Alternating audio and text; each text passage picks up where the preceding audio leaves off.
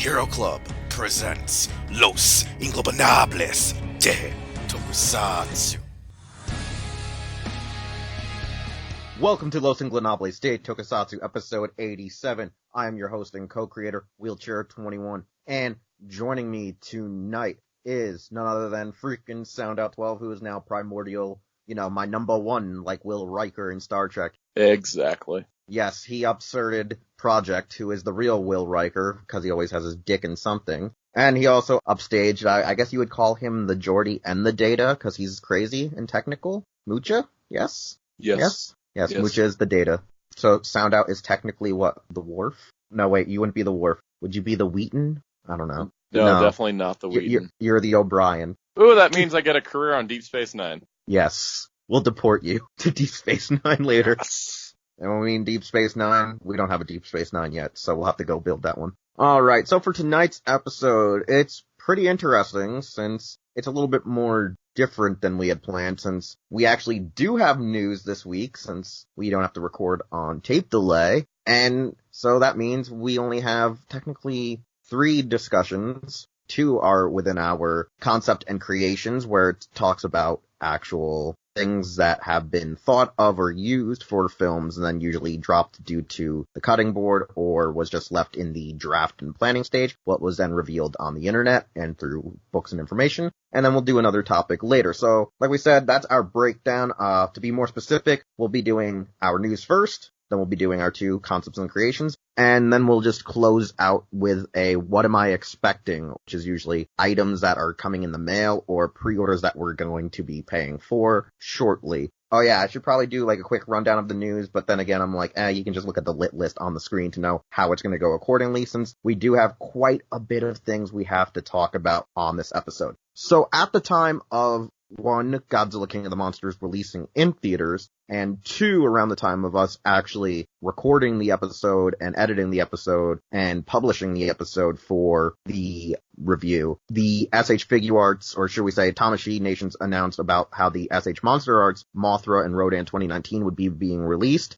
They're actually going to be P Bandai exclusives in Japan, and due to licensing, it's actually more limited in North America than usual. There seems to be just an issue altogether with just licensing them in general. So they will be not store exclusive, but just an overall limited stock and run. The Japanese price is at 11,000 yen. And the American price is, I think, $110 roughly. So it's close. It's almost a rough transition from yen to USD, even though the conversion rates are not exact. And pre-orders opened on May 31st. Like, it was literally opening day for the film. And they will be in a 2-pack. The only additional features they possess outside of their base articulation are special Tamashii stages. Sound out your thoughts on the MonsterArts Rodan Mothra 2-pack coming out in what I recall is November in Japan, but by American standards it could be December 2019 or early January 2020.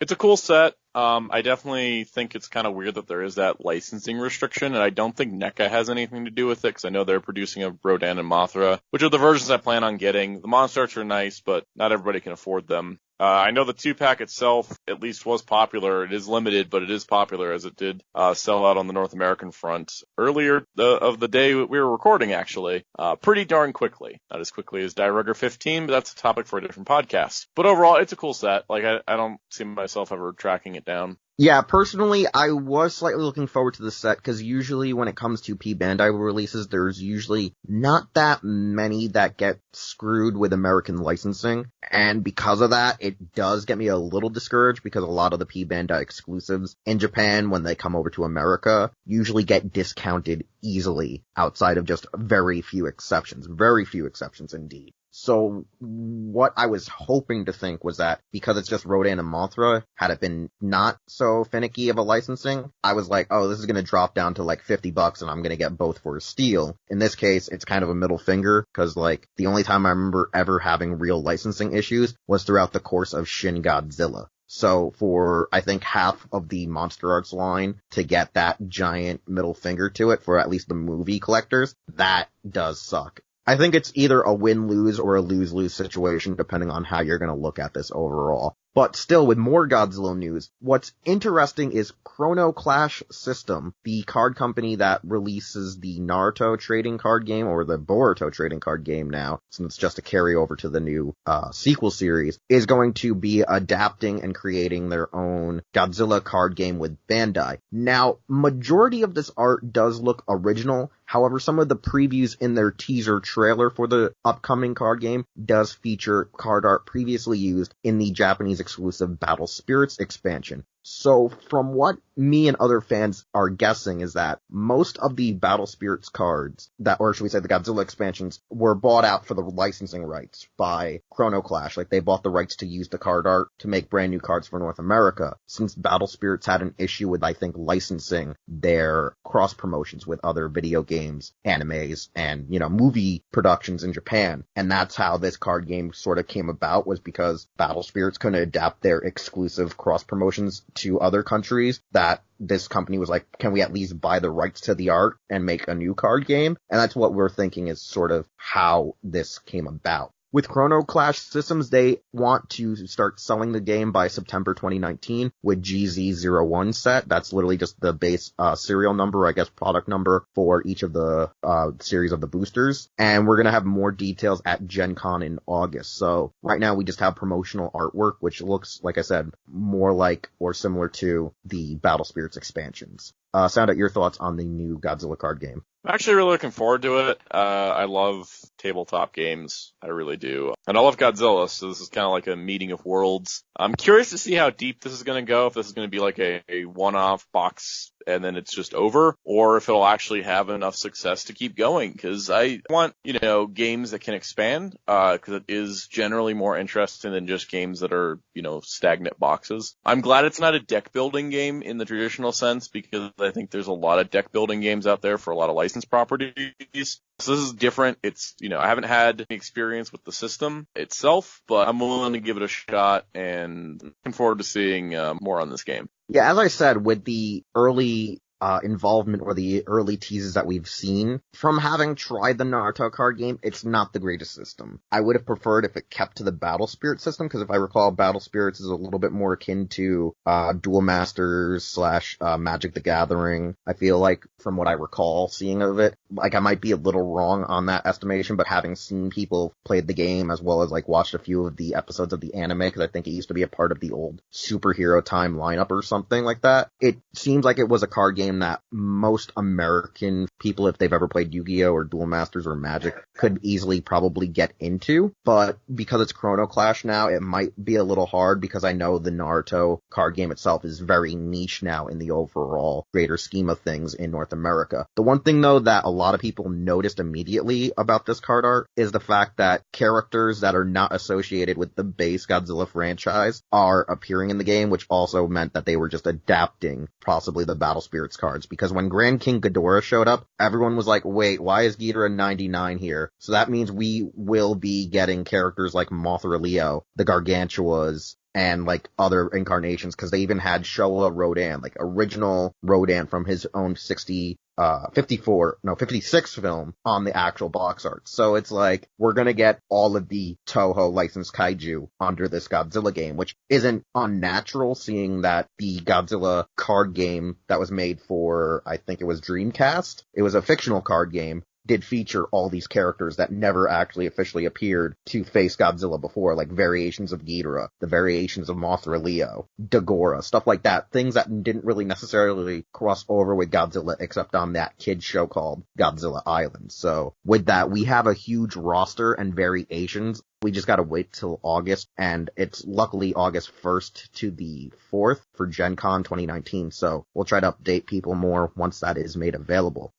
Next up, we actually have the Discotech Media press release for Just Beyond's home video release. So we're going to get it released on standard definition Blu-ray in August for $49.95, and it's currently available at places like Right Stuff and I think Amazon for around $32 to $35. So there is a nice discount if you're looking for it at regular retailers. And the fact that they're also going to be crediting Mega Beast Empire for having done the actual fan subs for it is even more incredible. Sound out your thoughts on the upcoming release of Just Beyond. I'm super excited for this. It's, we're getting a Japanese Metal Hero release, which is fantastic. We're getting, Toku on SDBD, which is a great tester of the format for this medium. It's worked for anime, so Toku makes sense. And yeah, when Discotech was looking for, to do translations, they saw that a fan sub group had already done translations and offered to, use their translations as a base and credit them and pay them for what they did. And honestly, that's really cool because, that's a company that says, hey, we recognize the fact the fandom already embraced the series enough to get it subtitled. Let's acknowledge that achievement. And that's something that's really awesome because there's always been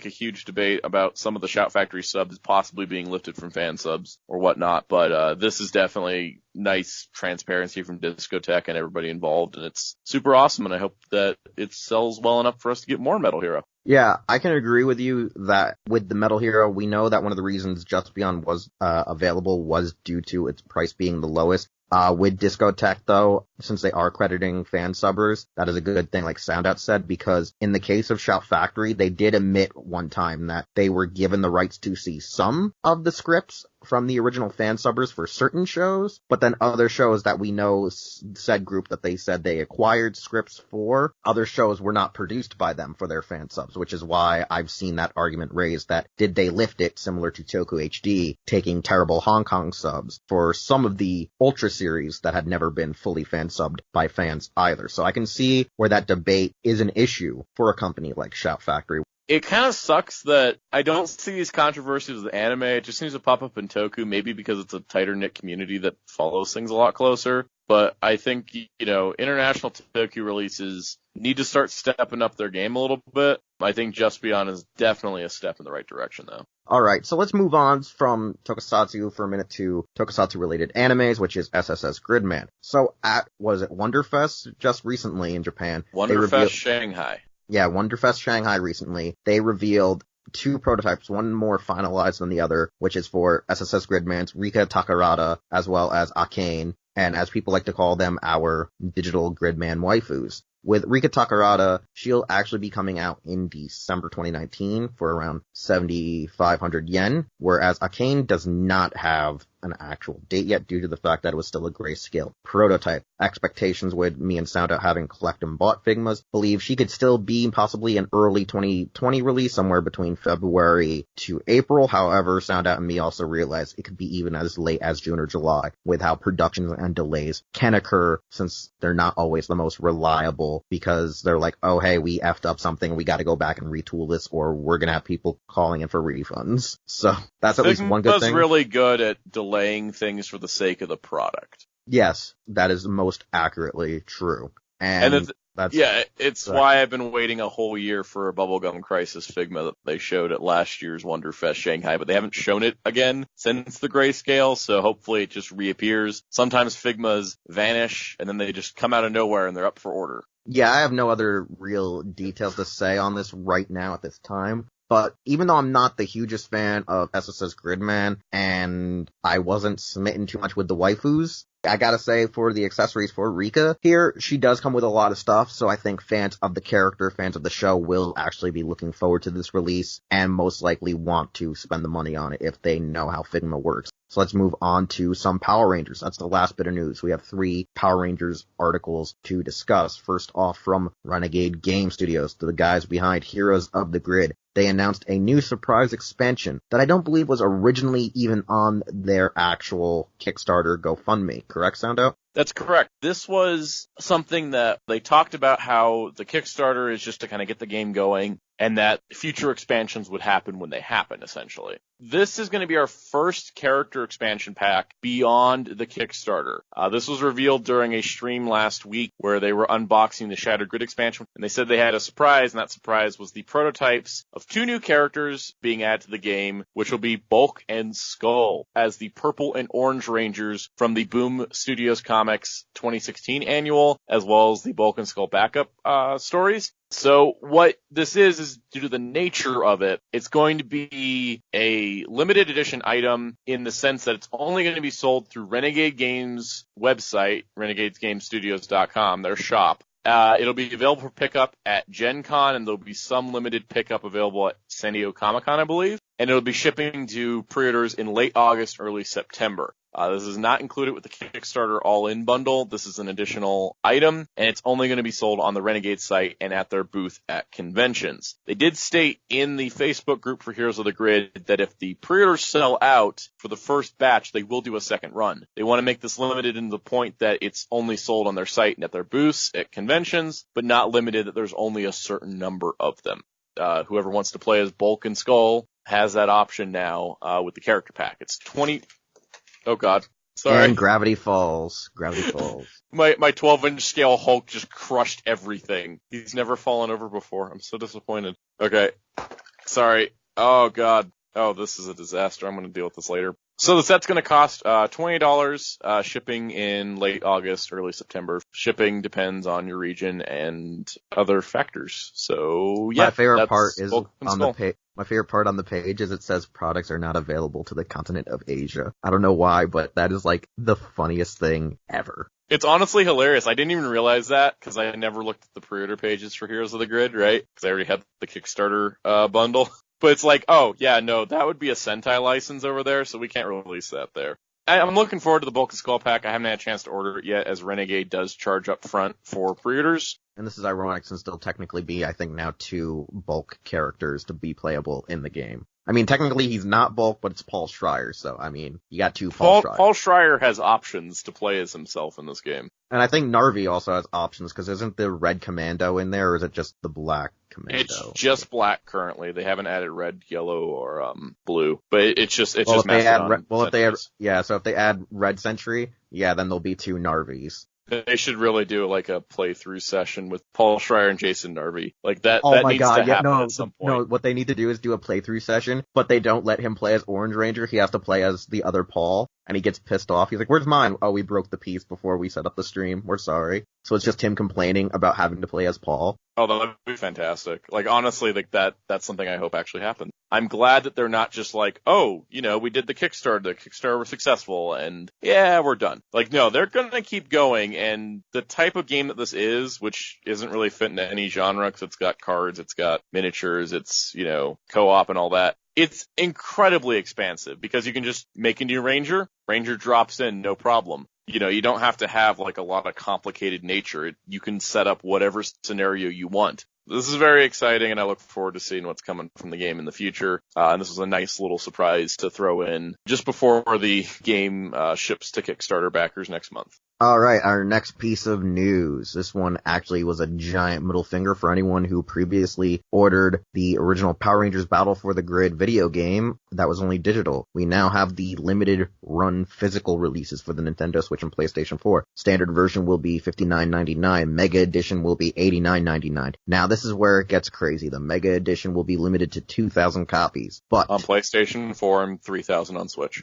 Yeah, so here's the thing. This is where it's going to get real crazy, right? The Mega Edition will include a Battle for the Grid physically game sealed in a standard case. It'll have a deluxe Morpher steelbook with insert magnetic recess. There'll be 5 power coins that magnetically attach to the steelbook Morpher. And there'll be an 18 by 24 inch double-sided poster. Yeah, it comes with all this crazy cool stuff and limited run, so what else can you say? What's your thoughts on this, since I have nothing I can really say, except I thought there was more to this than I really thought. Honestly, I feel like the pricing is kind of a giant middle finger. It's like limited run games.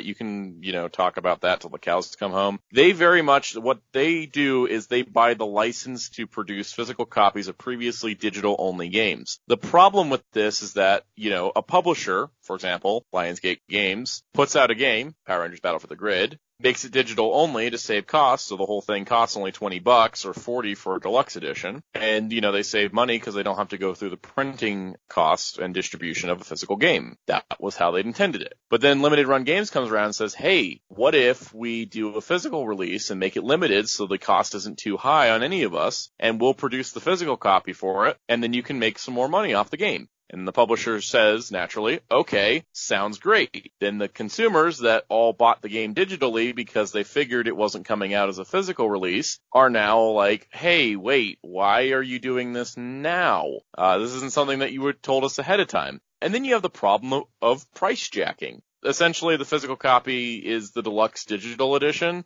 which includes the DLC, Season Pass 1, as well as 2 costumes and the game, but yet it's $20 more, and it doesn't seem to come with much else. And then the Mega Edition is $90, which means you're paying $30 for what is not a very long art book, as well as, a poster, and then these really cool magnetic coins on a steelbook, which in theory sounds great, but video game collector's editions have a bad habit of not delivering the product that they showed. So really, how can you trust this? Plus, you have to pre-order it ahead of time because there's not going to be that many around, with only 2,000 for PS4 and only 3,000 for Switch. And then on top of that, if you're an Xbox fan that wanted a physical copy, well, too bad. You just don't get one. Personally, for me, I don't think this is a good deal. I probably would have gone for the Mega Edition, even though I own the digital version, if it was somewhere in the $60 range, because I think that would have been worth it. But yeah, this just kind of feels like a slap in the face, especially when you consider that it's a Power Rangers game, which means most people that wanted it already bought it. They're not holding out for a physical edition because no one ever expected it to happen.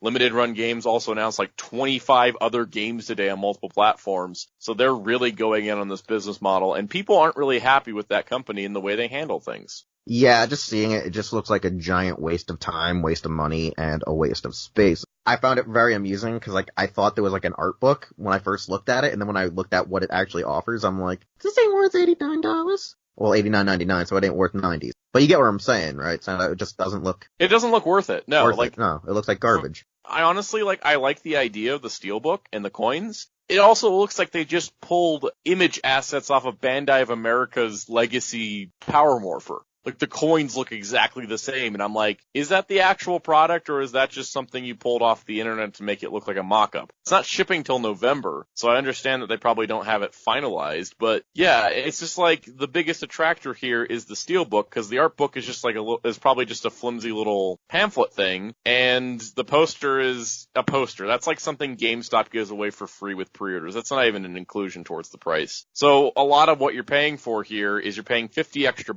over the cost of the digital deluxe edition for coins that most people probably have as Power Rangers fans because of the legacy morpher getting around a lot. Oh, it got so around that I once bought one for like, what was it, $25, I think? Or like $20? That's how bad it got around. Like, there was really no point in making power coins unless you're doing something crazy and different. Like, I honestly would say, like, Hasbro doesn't need to do a legacy-style power morpher for at least 5 years. No, they don't have to unless they're going to be like, surprise, we made you guys something cooler. We did this and this and this and actually gave you an actual adjustable belt strap kind of thing to put on. So if you don't have a belt, you can do it yourself, Like, here's a Power Morpher that plays different sounds depending on which coin is in because we put RFID chips inside the coins. Okay, let's not give them too much crazy, Bandai Japan ideas. Let's not do that right now. We don't have time for this. We stressed and rambled and went on and you knocked down a Hulk. Okay, let's go on to the main event. The thing that I unintentionally called on air and off air.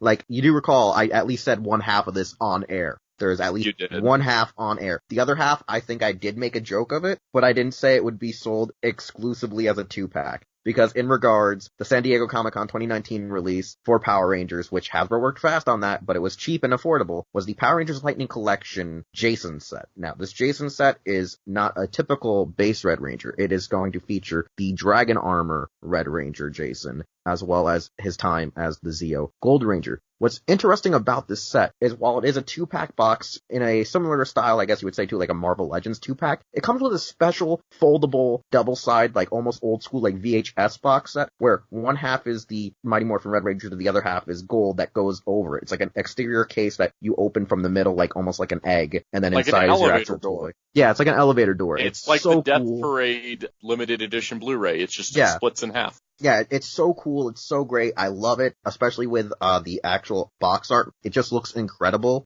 And we have actually, interestingly enough, the fact that it will feature several weapons. Now, when I mean several weapons, it'll come with the Blade Blaster in its concealed form, its Blade Blaster in gun form, the Dragon Dagger, the actual 2 variations of the Zeo Gold Power Staff, 2 different heads to depict Jason Austin St. John in his Season 1/Season 2 like face, and then when he came back a couple of years later for Gold, as well as a special first ever Mighty Morphin Power Blaster, which will be able to separate to your sword, your bow, your axe, and your lances and daggers. What's interesting, though, about this is it's most likely foreshadowing in the next upcoming waves. We will be getting other MMPR Rangers slowly being released. And on top of that, it may also tease that if weapons combine in a line, they're going to maybe try to find a way to make it possible that these weapons can do so in your Lightning Collection. So it's your sort of collect and connect aspect, even though they're not sold in a complete wave or series like the Marvel Legends, per se. Sound, I want to go to you for your thoughts on this 2-pack first. So I friggin' love this pack because, like, it's one of those kind of ideas that's so brilliant and it's never been done before. Like, Bandai of America towards the end of their run was like, let's do Tommy packs. And I'm like, okay, cool, I guess. But this is another Legacy Ranger that doesn't get as much credit, merchandise-wise. So I definitely think this is awesome. The other thing I'm thinking about in terms of like, oh yeah, we have the listing that says the weapons can split. Well, I only see one power sword in the box, and I imagine that the part of the box we can't see is just hands and effects, since there's another picture floating around that Zeo Gold does come with an effect, a lightning effect, which is, I think, the Lord Zed effect, just in gold. So that's pretty cool. But the Power Blaster itself, like, that's something that Figuarts didn't really do, is that you had to, like, build a static version that could not split amongst 3 Rangers. So it's kind of cool it's included here. I definitely think, this doesn't mean, oh yeah, no, MMPR Pink isn't coming with her bow and Black isn't coming with his axe. I just think that it's like, oh, Pink will have her bow with the arrow and maybe a string on it, whereas like the Tiger Daggers are going to be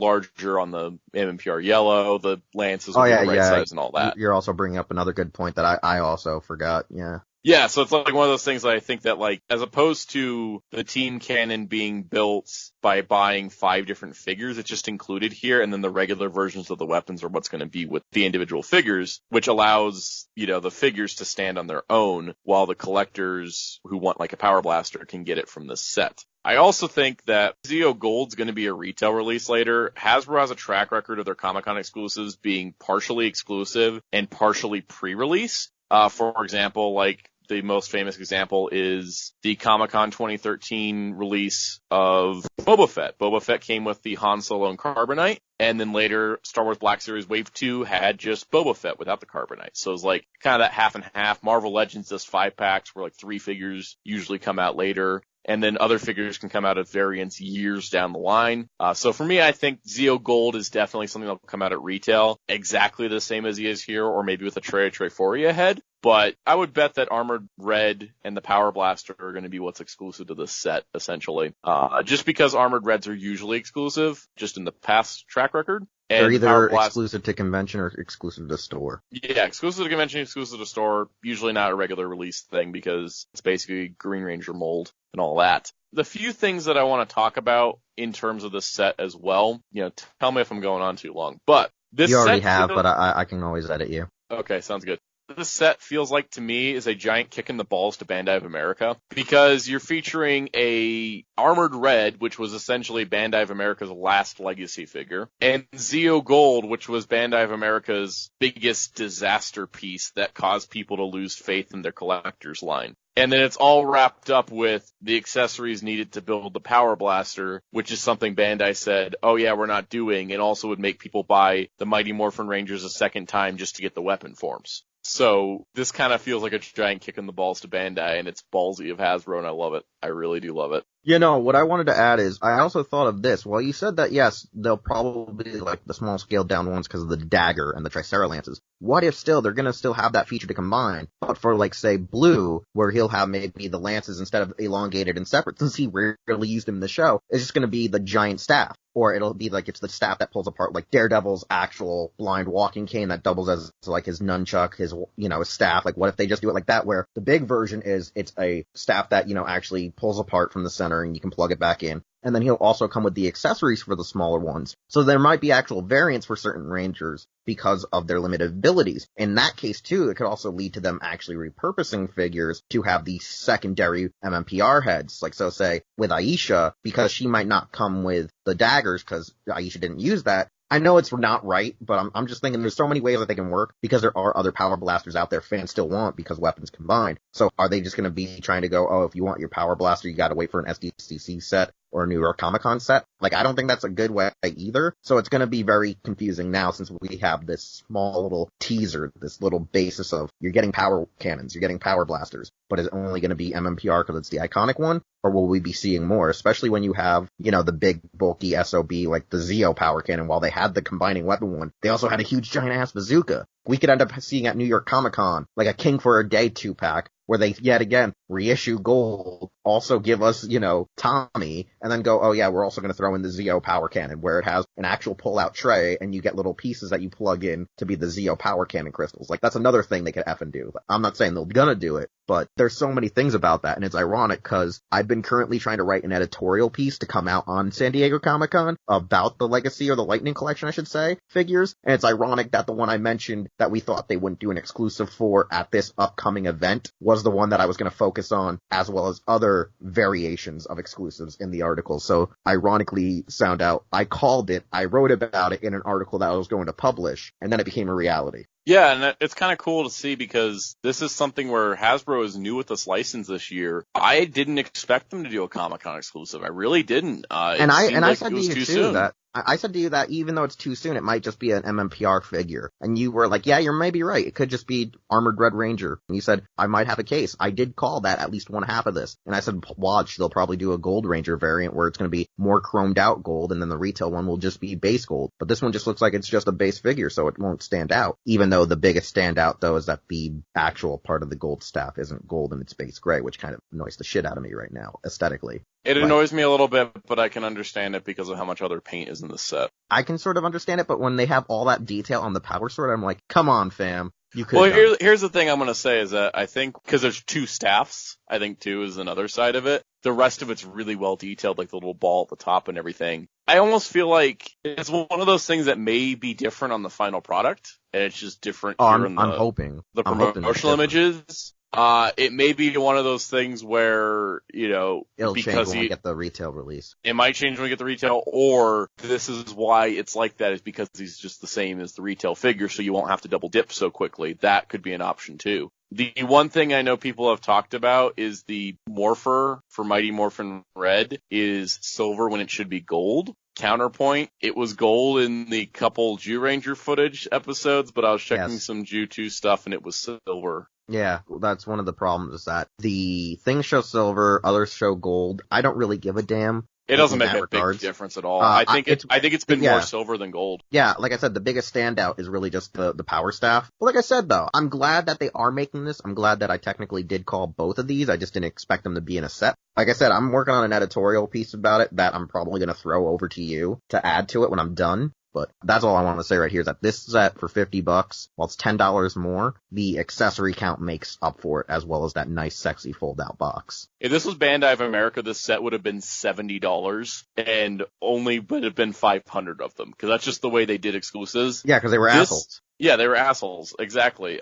The way that Bandai of America handled Comic-Con exclusives was really poor. Hasbro handles them a bit better, and it is listed to be sold on Hasbro Pulse after the show, so hopefully that all goes well. I think, Hasbro Pulse did say a date and time for their Star Wars Celebration exclusives, which is the first con exclusives they put up on the site. So I imagine we're going to have that for this too. And so hopefully everything goes well. I've got my money set aside already. So I'm just ready to have this thing, show up and be in stock and then hit order and hopefully be able to get it. All right, now I want to say this just for our fans listening. At the time of this recording, we have already practically hit our 45-minute mark, and this was just the news. Somehow, some way, Sandout was just rambling on, and I didn't choose to censor him until now. In post-editing! Dun, dun, dun! But anyway. I talked about board games too much, I know. Yeah. Let's move on to our concepts of creation, since we're going to do two of them, since we're still in that Godzilla high. But now we're in a Power Ranger high, which is good, since we already pre-planned and pre-recorded episode 88 when Soundout's away on vacation. Too bad we won't have time to do episode 89 unless we pull a miracle out of our ass. Which we won't. We probably could. I mean, you don't leave till what? Thursday morning. Oh, this Thursday? Oh yeah, we're not pulling the Hail Mary out of our asses.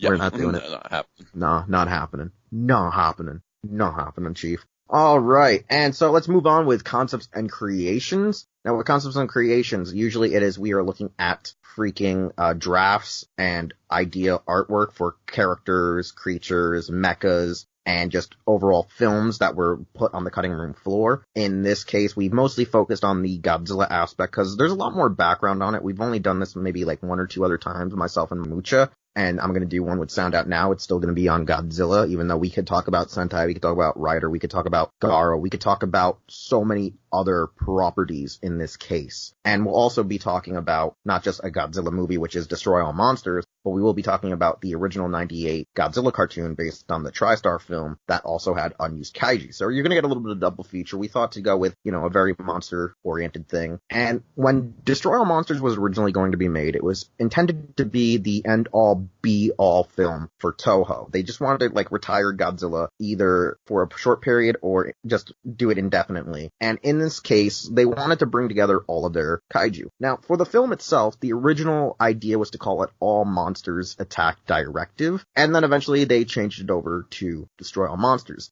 Now, Toho Kingdom says that there's only one original draft. I believe other people have cited that the draft did go through minor recuts once it was retitled Destroy All Monsters. However, with this production, a lot of those drafts were a lot of on-the-fly changes, mostly in the tokusatsu portion with the kaiju, not necessarily the overall story. So stuff that mostly changed, like I said, is just the part that AG was working on, AG Tsuburaya. A lot of that usually seems to be how it was changed, and then the film was kind of sculpted around what they could and could not do. So, with this first draft, All Monsters Attack Directive, it was originally submitted in November of 1967, and the idea had several of the elements that would be used for the film. The first draft mostly, though, focused on Godzilla, Mothra Larva, King Ghidorah, Rodan, Baragon, Varan, Kamunga, and Amanda. Interestingly enough, the other monsters that were expected to appear in the film were Ebirah from Ebirah, Horror of the Deep, and the really random walrus monster, Maguma, from Gorath, 1962.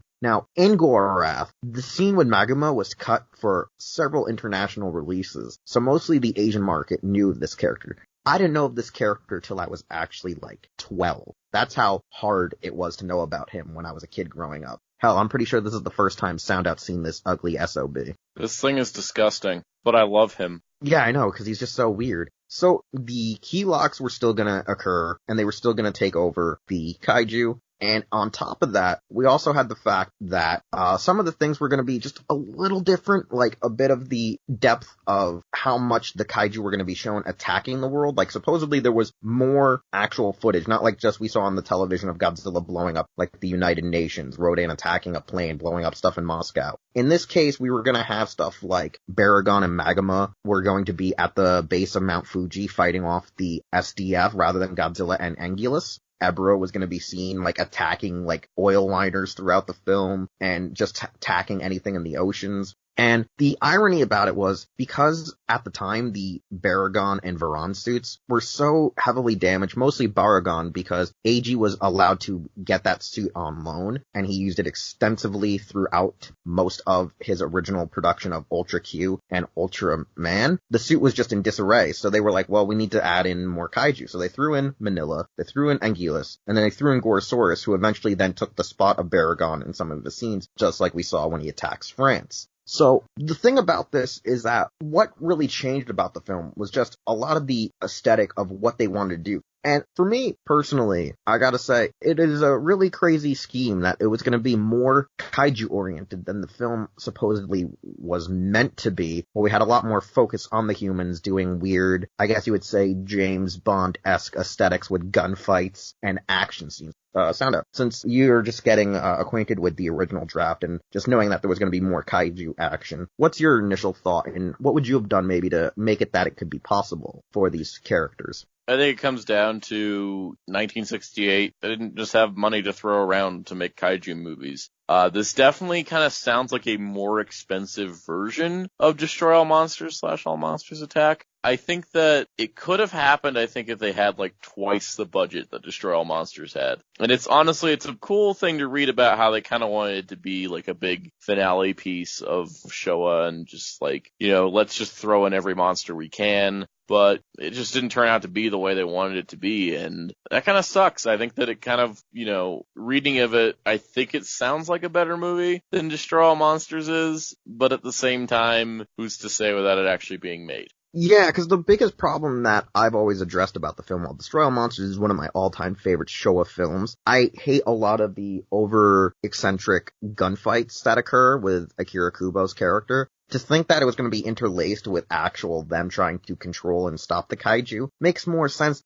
They probably should have realized they shouldn't loan out their suits to Eiji, even though he was a trusted source. I think they gave him too much creative control with the property, too, because, he damaged the hell out of that Baragon suit. Like, even though Baragon's suit made so many memorable, iconic, old-school Ultra characters, it's still like, you guys gave him, like, one of your only suits. You guys only had, like, one suit ever made for, like, these films at a time. And you were like, okay, we needed this back eventually. And then your lead director, you gave it to him, and he's used it, like, umpteen times for his children's TV show. It's incredible, because there's an actual artist rendition of the Baragon family. And Baragon's suit, in a sense, became like, I think, over the course of like 2 shows, became like 12 different kaiju sound out. Like, he was used to make 12 different kaiju. And on top of that, then those versions of the kaiju suit, like, that they remolded the suit from, inspired like 3 to, I think, 10 more variations. Jeez. I know.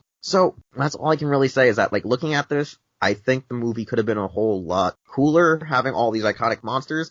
After that little rant we had, we're gonna look at some unused Godzilla the series monsters. Now, in total, 10. When I looked at it a minute ago, I thought I counted 12, so that's why I had to stop. I'm like, wait, did I add 2? So, the roster for this features actually very iconic named kaiju. Now, do they look like their original kaiju? Not so much. So, first off, we had Anguirus, we had a Biollante, we had the Flying Gigan, the Gabara, Gus the Spider, who was directly supposed to be a reference to Kumonga. We had Manda the Worm, Megalon, Mogira, Bird of Prey, and then we had a female Godzilla. Now, I'm gonna start with the actual Angulus Biollante Gabara concept art, which is the first image, actually. These artworks were made available either due to a book that was released at the time from TriStar, or actual toy scans from Treadmasters. Now, in this scenario, the Angulus creature was just a mutation of an ankylosaur,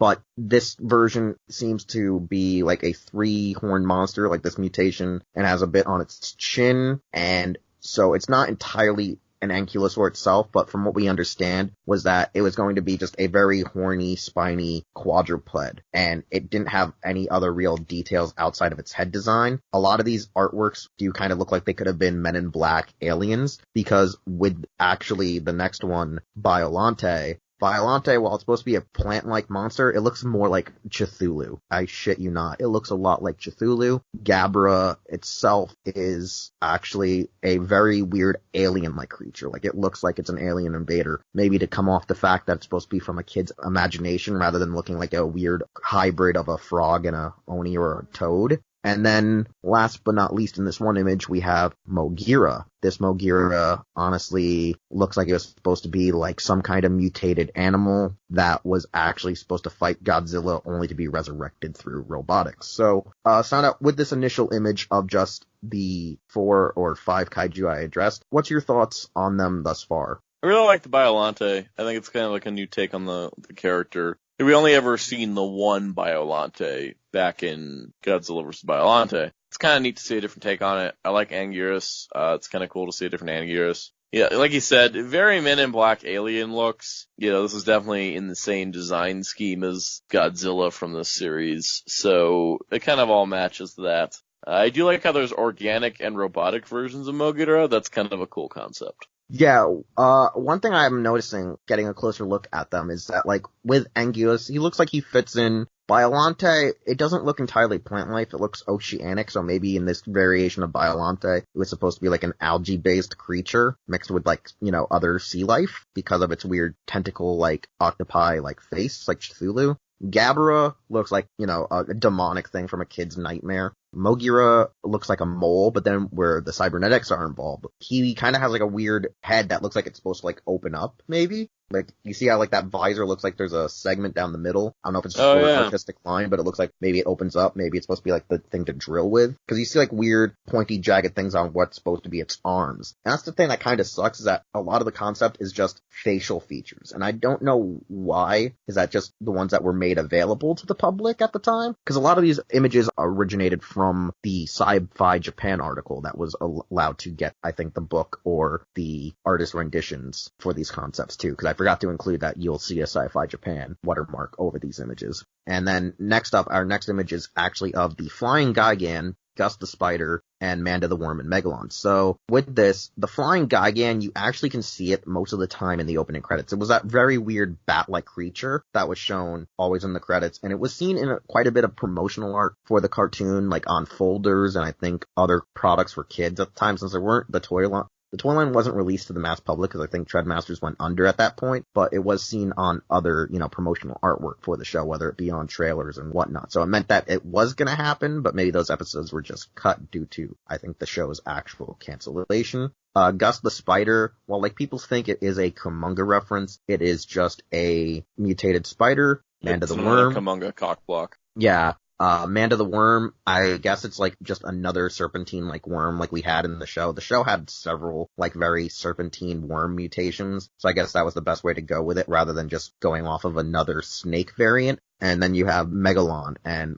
Megalon's design is actually another character that appears in the opening credits. It is a creature with a large horn, spider-like mandibles, and black armor. So I don't remember that one from the actual series at all. I don't really remember it too well in the openings. But, like, it might have been the one that was facing the back when Godzilla was climbing the building and roaring out to the ocean. Because, like, a lot of these are supposed to be all that we see in the opening credits. So, what's your take on these four? Absolutely my favorite 100% is that Megalon design. I really like it. I really like it a lot. It would have been cool to see that more in action. I definitely think the Flying Gigan's kind of interesting, but I definitely like not Kumonga, Gus the Spider, and Manda the Worm's not too bad either. It's a pretty cool look, but definitely that Megalon design is screaming at me like, why don't you exist in full? Yeah, here's the funny thing too, because I am looking at it. They did include the image from the opening credits where he's looking out into the ocean or the bay. And yeah, Megalon is actually the one coming out of the water with the horns. Gus is in front, Gigan's on the right, and Manda is also on the right. Which is interesting too, though, is that I gotta say, it's ironic though that these characters from the opening never actually get featured at all in any episodes, even though they're the ones that always get shown. And it's also making me remember how the Men in Black cartoon had aliens that we see always in the openings, but there was never any episodes that focused on them. So I guess these were just like characters to go, hey, these are giant monsters and mutations, come check us out. I think that's what they are. They're just like hype men.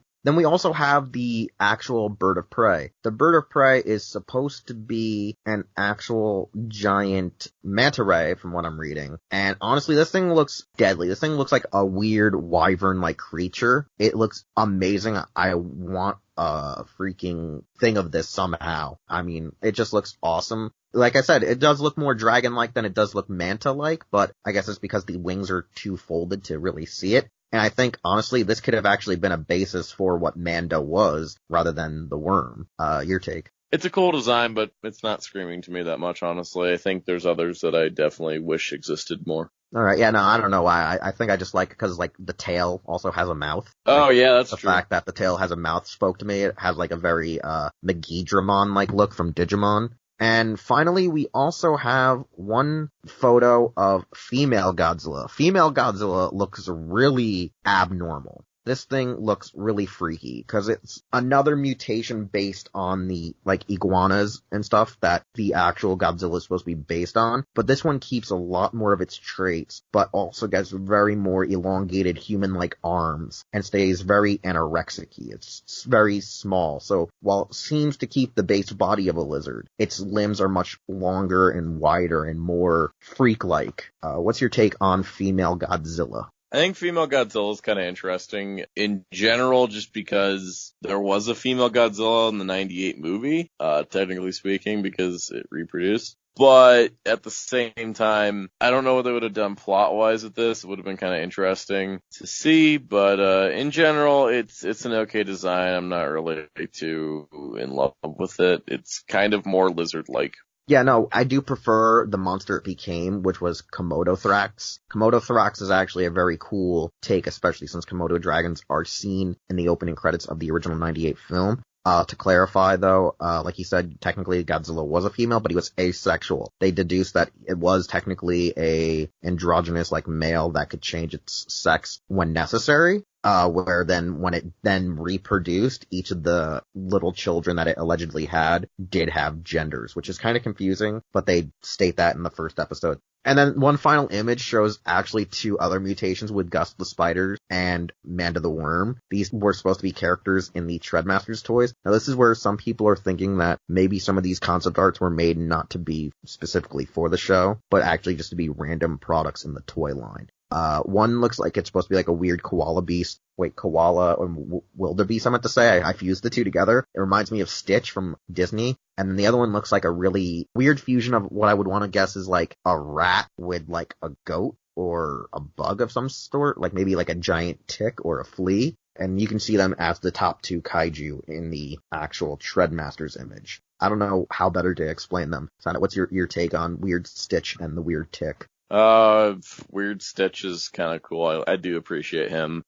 Tick can, be whatever, but that's kind of interesting that, like, this is like a, concept sheet for a toy line. And it's just like, assortment of fully posable monster figures, each deluxe attack action, Godzilla, 3 enemies. Figures approximately 4.5 inches tall and 6 inches long, PBS and ABS construction, blister card. It's all kind of cool little stuff and information things that go into the planning, and I like the design. It's a shame the toy line never happened. I was looking up some of the prototypes, and it looked pretty neat. But alas, here we are with concept sketch and nothing more. Yeah, because that's what I'm sort of deducing, right? Like, you can agree with me. Some of these obviously were made either for the show as just the hype material for promotional, I guess, openings, if they were going to switch out openings or change openings. And then other ones obviously seem to be either toy line exclusives or if the show was meant to continue. I know that the Tristar film was supposed to run almost like the original intent was for Men in Black was supposed to be, because early on I found out that the Men in Black show was only made to be actually a seasonal show that would air in between the production of the films. But because Tommy Lee Jones and Will Smith himself were getting so busy, it delayed the production of the series, or should I say the movies themselves. So when they realized that, it took like 2 or 3 years to get from the first movie to the second movie, the series itself was already like on season 3 or whatever, and it was for full syndication, so they could just stop it right then and there. Because hype did die down significantly from Men in Black 1 to Men in Black 2.